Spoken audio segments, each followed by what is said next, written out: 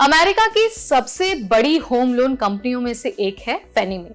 फैनी मे ने एक बड़ा एक्शन लिया है और पिछले कुछ दिनों में इस कंपनी ने लगभग 700 कर्मचारियों को नौकरी से निकाल दिया है।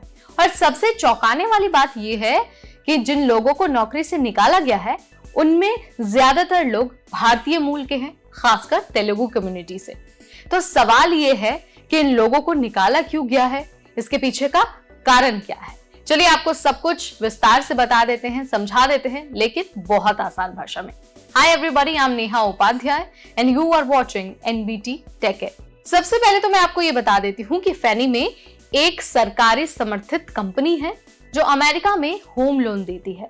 कंपनी के अंदर एक मेलिंग प्रोग्राम था, यानी मैचिंग ग्रांट्स प्रोग्राम। इस प्रोग्राम के अनुसार अगर कर्मचारी किसी एनजीओ को डोनेशन देते हैं तो कंपनी भी उतनी ही रकम मिलाकर देती है। रिपोर्ट्स के अनुसार कुछ कर्मचारियों ने इस सिस्टम का, इस प्रोग्राम का गलत फायदा उठाया। कुछ लोगों ने जाली या फिर जो अनऑथोराइज्ड एनजीओ हैं उनको डोनेशन दिखाया और पैसा अपने या फिर किसी ग्रुप के पर्सनल फायदे के लिए इस्तेमाल किया। यही वजह बनी इतनी बड़ी छटनी की। रिपोर्ट्स के अनुसार जिन लोगों को निकाला गया है उनमें से कई Telugu association of north America यानी कि टाना और एटीए जैसे संगठनों से जुड़े थे। कुछ लोग इन संगठनों में अध्यक्ष और उपाध्यक्ष जैसे पदों पर थे। इन पर आरोप है कि उन्होंने अपनी पोजीशन का गलत इस्तेमाल किया और इस्तेमाल कर डोनेशन सिस्टम में फर्जीवाड़ा किया, यानी कंपनी का पैसा इन संगठनों के नाम पर लिया लेकिन उसका सही इस्तेमाल नहीं किया गया। अब इन संगठनों पर, इन ऑर्गेनाइजेशंस पर अमेरिकी कोर्ट की तरफ से कानूनी जांच शुरू हो चुकी है। फैनी मे ने करीब 700 कर्मचारियों को बाहर निकाल दिया है, जिसमें से 200 से ज्यादा कर्मचारियों का नाम इस डोनेशन घोटाले से जुड़ा हुआ बताया जा रहा है। टाइम्स ऑफ इंडिया की रिपोर्ट के अनुसार ये सिर्फ परफॉर्मेंस का मामला नहीं था, बल्कि एथिकल वायलेशन यानी कि नैतिक उल्लंघन के कारण ये कार्रवाई की गई है।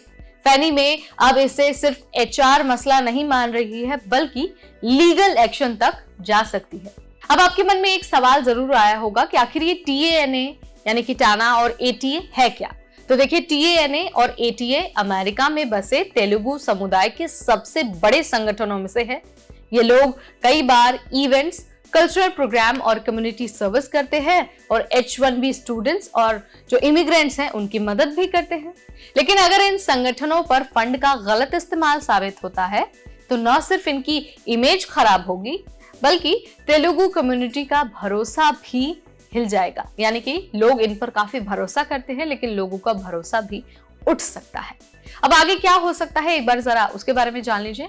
अब देखिए, दिसंबर 2023 में अमेरिकी कोर्ट ने टीएनए को फेडरल समन जारी किया है, जिसमें से सभी डोनेशन और ट्रांजैक्शन की डिटेल मांगी गई है। ये मामला अब ग्रैंड जूरी इन्वेस्टिगेशन में है, यानी ये अब एक क्रिमिनल जांच है। अगर कोई भी दोषी पाया गया तो सिर्फ नौकरी ही नहीं जाएगी, बल्कि जेल भी हो सकती है।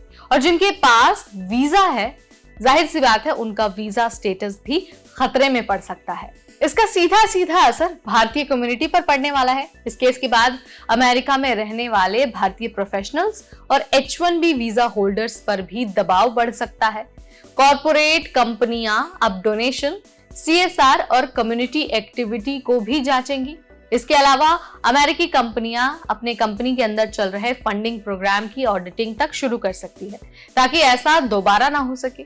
इस केस में हमें एक बात तो समझ में आ गई कि भाई अमेरिका का कानून बहुत सख्त है और अगर आप किसी कंपनी के फंड का दुरुपयोग करते हैं तो सजा जरूर मिलेगी, अगर आरोप साबित हो जाता है तो यहाँ पर मैंने आपको बता दिया है कि किस तरह से जो 700 लोगों को निकाला गया है फैनी मे की तरफ से, उससे भारतीय कम्युनिटी पर क्या असर पड़ने वाला है और आगे क्या होने वाला है।